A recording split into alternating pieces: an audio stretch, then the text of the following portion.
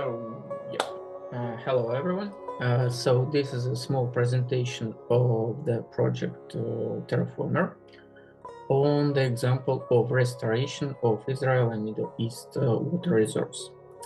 So this project basically uses the technologies by Zach Polzer, who is the pioneer of permaculture in the world. And also Michael Reynolds, an American architect who offers very cheap and durable solutions for the housing, which can be used as infrastructure for this project. So the problems we are facing here is a lot of deserts. Somewhere it is desertification, and also floods in the winter time. Because for Israel it's a huge problem that water which has no water, that desert which has no water whatsoever in winter becomes flooded. And all of this happens because of irrational use of water resource. So this project is aimed to fix this issue, this problem. And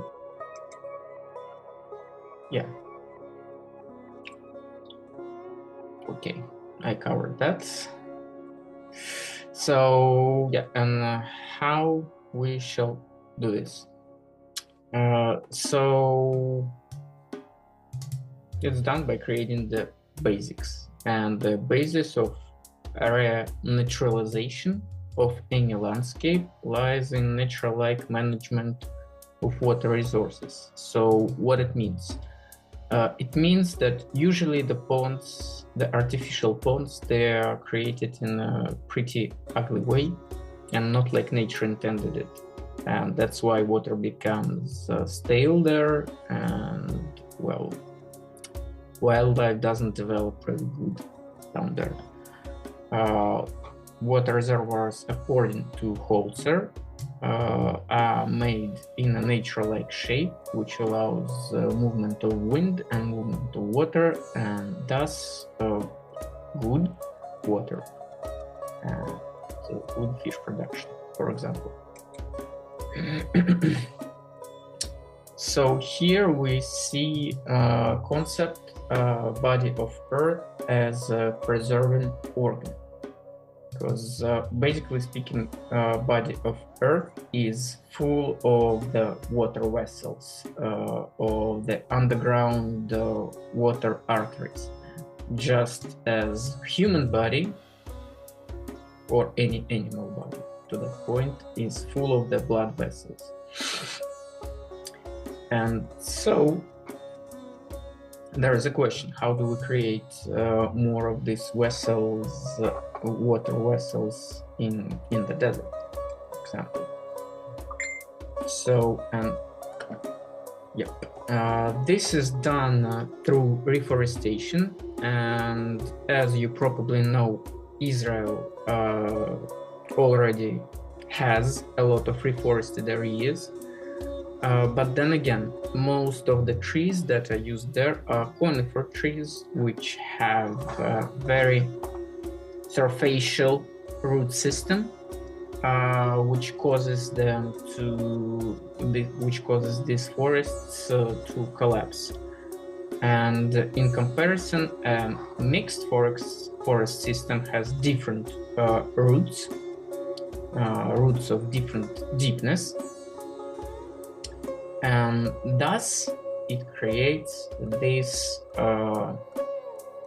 water layers through the deep root systems. And for that we use mixed trees.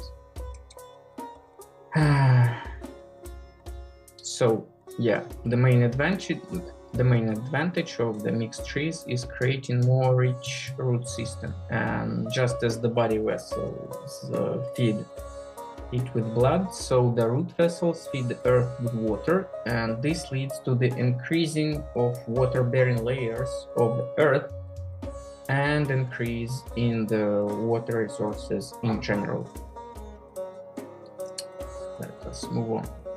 So all of this started with Krameterhof. This is home to Zepsholzer, and it's his estate in Switzerland Alps, which is over 2,500 meters high. And this is a pretty harsh weather, but using these technologies, he managed to grow such fruit trees as peaches, and he also managed to grow watermelons in the high Alps. So yeah, basically all of this, also making a fruit garden out of the desert, is more than possible with the technologies that we have nowadays.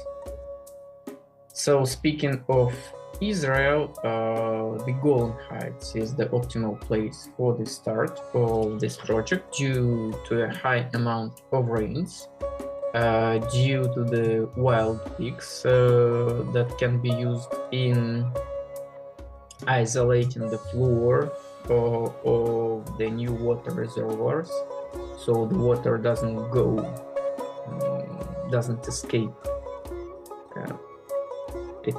It gets stored up, and all of this thanks to the wild pigs, because they compress the ground of the future lake. So yeah, through this first stage level of Kinneret can be restored, and then it can be spread to the central region and to the south, to the desert. Let's move on. So yeah, step number one, to create a net of connected artificial lake of natural type around Kinneret.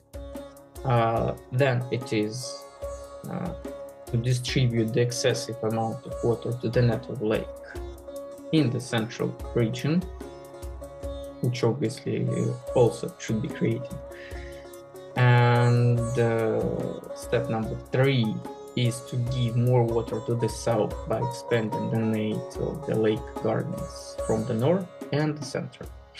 And all in all, this is a big opportunity to change the country's microclimate and make a greener, more fertile landscape. So yeah, how it is done. Here we speak about the alternative to a water reservoir, to a central water reservoir. And I will go to the next slide just so you can see the picture. So in case of the central reservoir, the temperature levels are pretty high, which is not good for the fauna of the lake. And in comparison, a net of decentralized lakes can be used, which has lower temperature levels, and also through a series of pumps, water can be transferred from one lake to another, thus creating electricity and making fish production more easy. Yeah, I'll go back to the previous slide. So yeah, instead of one central water reservoir, several decentralized lakes can be built on the same territory on the different levels. And these lakes are built so that with a normal level of rain, it stores the same amount of water as the one central reservoir. And by creating a water landscape, we got an amount of water not only in the surface lakes, but also in the underground layers, which is the most important.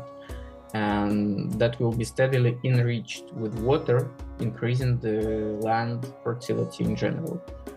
So these territories can be used in agricultural and gardening needs, and the lakes can be used for the fish production.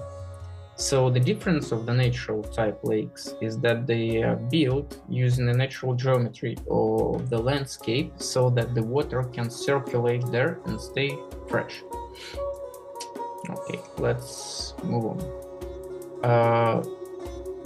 So yeah, here are some project examples by the author.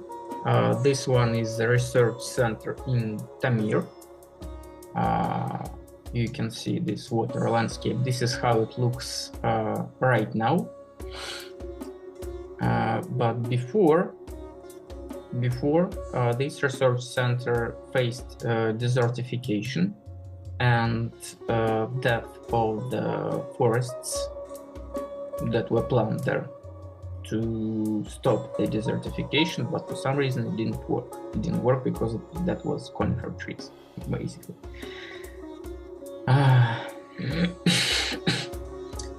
Yeah, so let me show you how it looked before. And before it looked like this. So yeah, the reason for that was because the lowest area of the territory was occupied by the central street that went through the whole village. And this street was also the car road of local importance with ground coating. So when the cars passed by, they produced giant dust clouds, and you could see that almost through all the year. And only during the rain season it was different. The road was so dirty you could hardly go by it. And so they started work, and everyone helped, and the local mayor also took part, and the authorities gave their permission to start the construction. And well, what they did is that they decided to move the main road to the old oak forest. And yeah, there was some worries about cutting the cork forest as they were in nature protected area, but everyone could see most of them were old and dead anyway. And so after a lot of talks, the authorities saw the reason to that, and the main road was transferred uphill, while downhill, where the main road was before, they built the lakes. So that's what they got in the end. And here you can see another work from Holzer.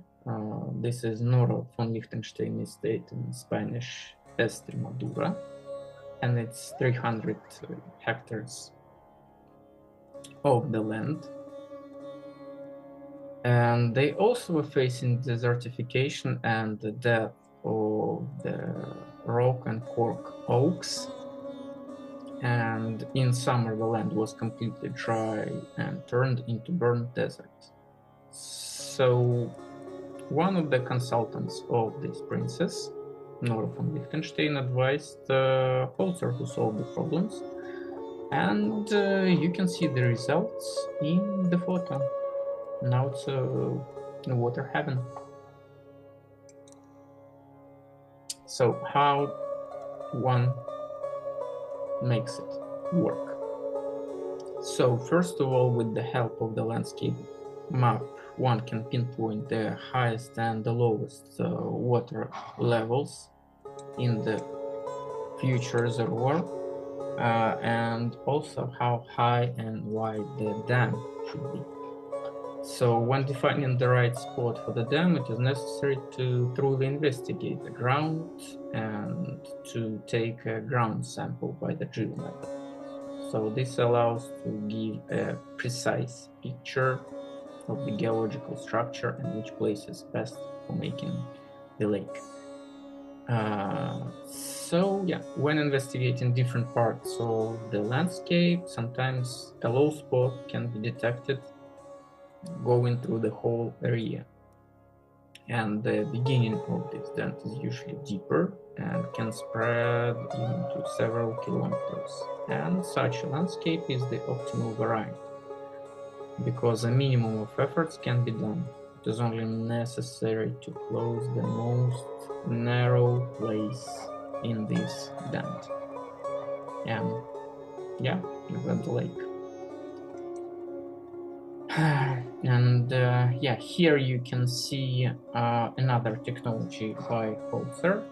Here you see the graph of the built dam of the artificial lake.